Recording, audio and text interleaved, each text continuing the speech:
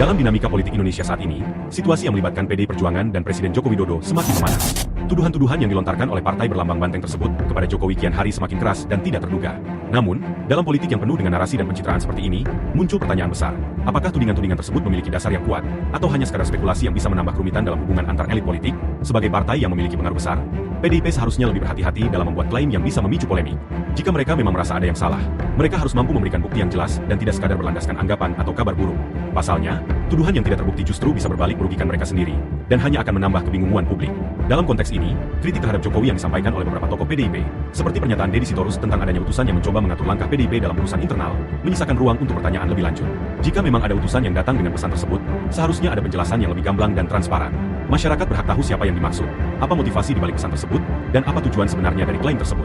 Namun, yang lebih penting dari itu semua adalah bagaimana PDIP dapat mempertanggungjawabkan setiap tuduhan yang mereka lontarkan terhadap Jokowi. Jangan sampai semua ini hanya menjadi bagian dari perang narasi yang tidak jelas ujungnya.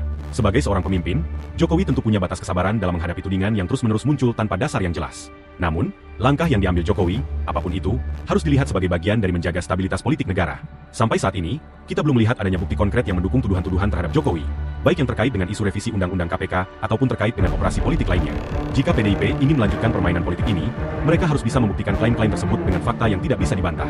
Jika tidak, mereka akan dianggap hanya berujar kosong, yang pada akhirnya hanya akan mengarah pada perpecahan yang tidak sehat dalam tubuh politik Indonesia.